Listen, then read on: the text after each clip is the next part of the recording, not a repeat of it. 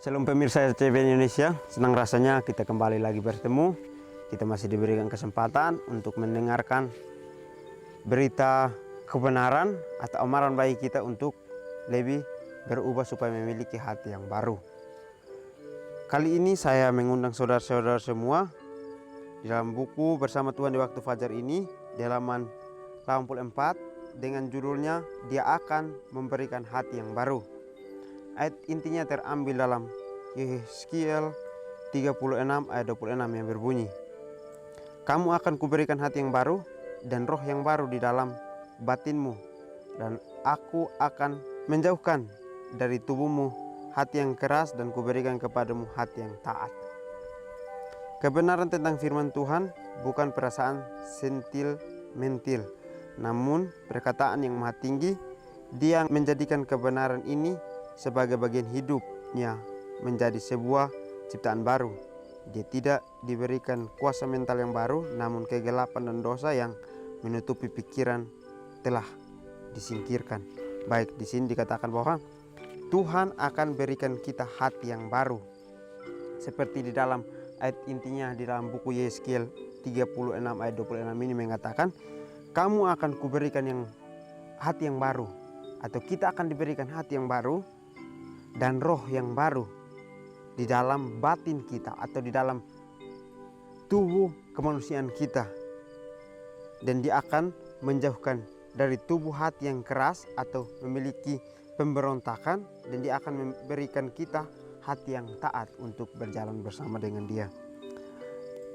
Dan di dalam bacaannya juga dikatakan bahwa kebenaran tentang firman Tuhan bukan perasaan sentil-mentil, atau pekerjaan kebenaran firman Tuhan ini bukan tentang perasaan yang kita miliki sekarang ini. Tetapi kita harus ingat bahwa pekerjaan kebenaran tentang firman Tuhan ini tentang perkataan yang maha tinggi yang harus kita ucapkan. Dikatakan juga dia menjadikan kebenaran ini sebagai bagian hidupnya untuk sebuah ciptaan baru. Jadi Tuhan aja menggunakan kebenaran itu sebagai bagian hidupnya. Kenapa kita tidak bisa?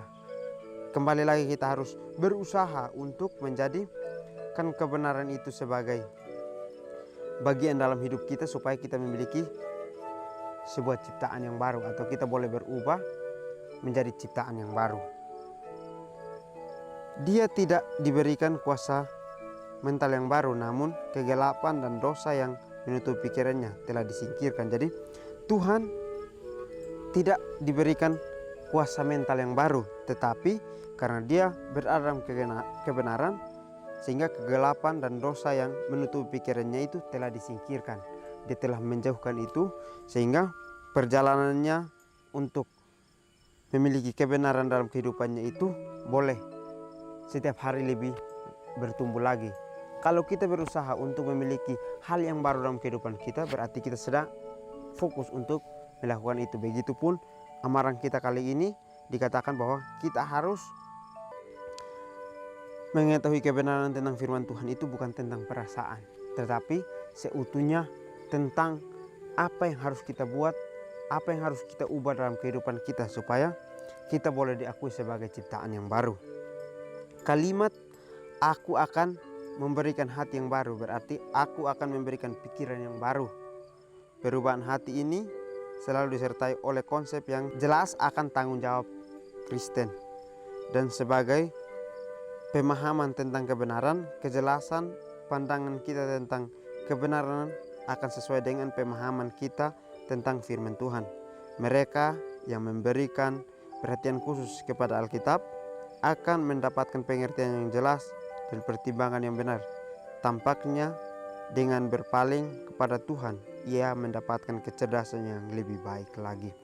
Baik, dikatakan di sini dikatakan bahwa kalimat "aku akan memberikan hati yang baru" berarti aku akan memberikan pikiran yang baru, di mana Tuhan menjanjikan kepada kita bahwa dia akan memberikan kita hati yang baru, atau kita diberikan pikiran yang baru. Tapi marilah kita berusaha untuk bisa mendapatkan itu, karena kita dijanjikan bukan diberikan dengan cuma-cuma, tapi kita harus berusaha untuk memiliki pikiran yang baru, sehingga pikiran kita ini hanya kepada Kristus saja.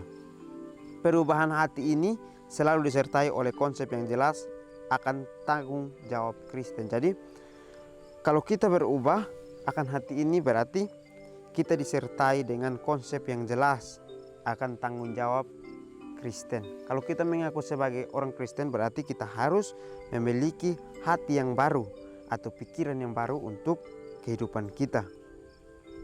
Sebagai mana pemahaman kita tentang kebenaran. Supaya hati yang baru itu boleh kita terima dan pemahaman itu tentang kebenaran itu baru. Supaya kita boleh mendapatkan pertumbuhan akan kepercayaan itu tentang kebenaran.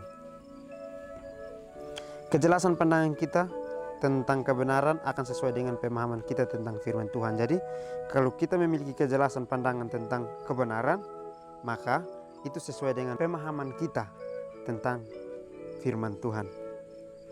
Mereka yang memberikan perhatian khusus pada Alkitab akan mendapatkan pengertian yang jelas dan pertimbangan yang benar.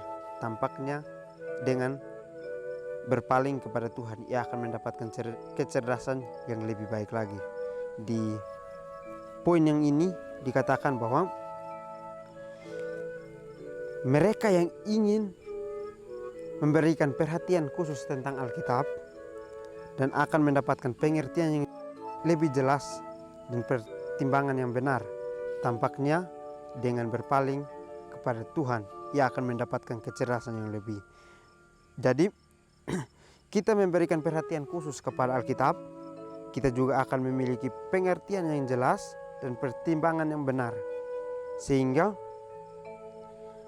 kita boleh lebih berpaling lagi kepada Tuhan dan kita mendapatkan kecerdasan yang lebih baik lagi.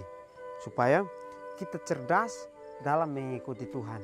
Pada saat kita mendapatkan pikiran yang baru, kita boleh tumbuhkan itu supaya memiliki kecerdasan sehingga kita boleh lebih baik lagi dalam hidup bersama dengan Tuhan.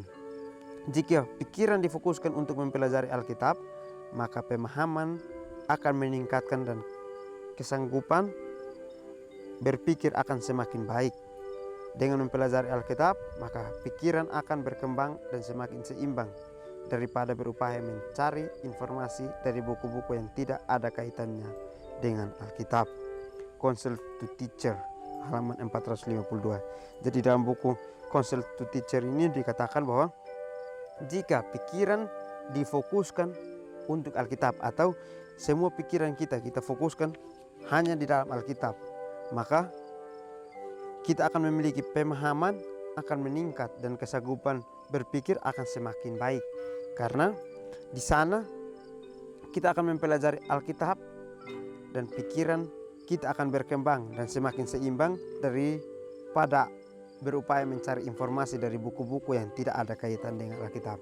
Jadi kita diberikan teguran bahwa kalau kita ingin mencari Tuhan, kita ingin mengetahui informasi tentang Tuhan, berarti kita harus berfokus kepada Alkitab. Jangan kita berfokus kepada buku-buku yang tidak ada kaitannya dengan Tuhan.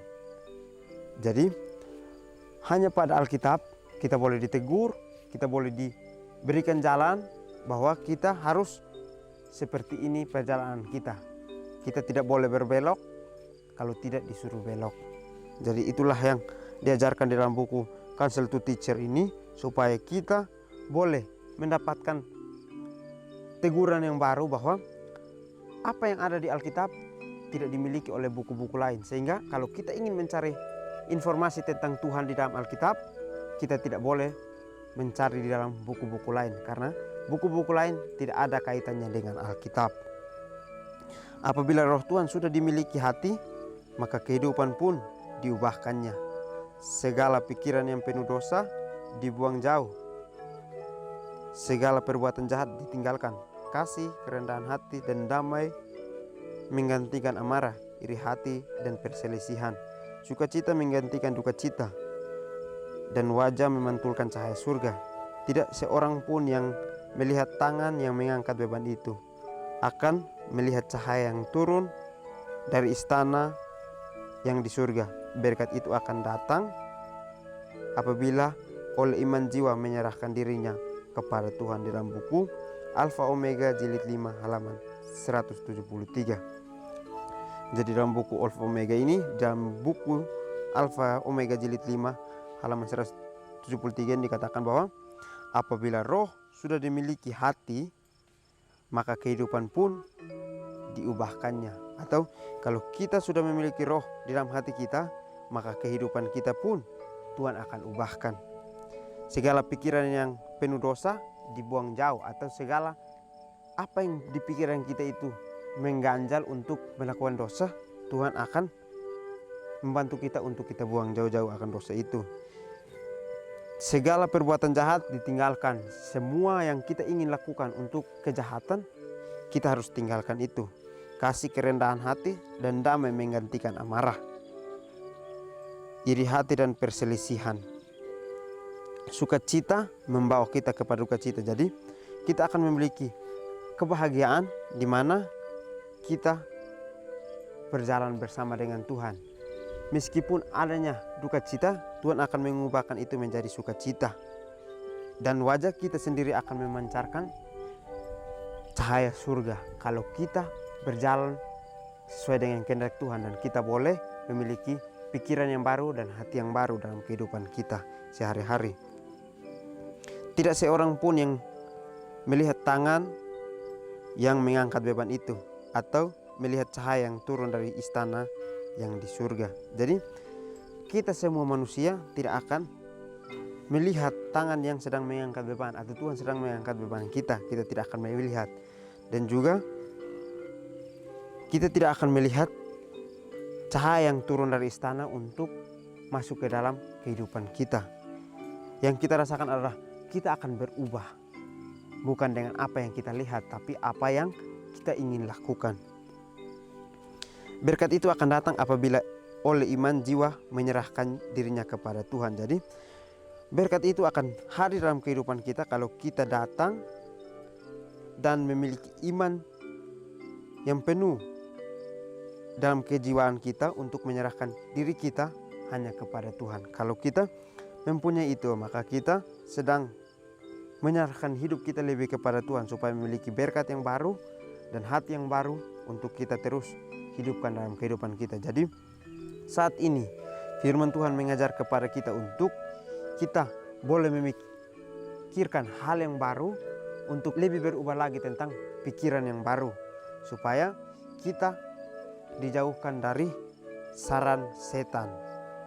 Dimana kalau kita memiliki hati yang baru, kita sedang merangkum akan hidup kita untuk lebih dekat kepada Tuhan. Jadi biarlah firman ini dapat menegur saudara dan saya untuk lebih berubah lagi, dan kita boleh bertemu lagi di pembahasan selanjutnya. Kiranya Tuhan Yesus memberkati kita.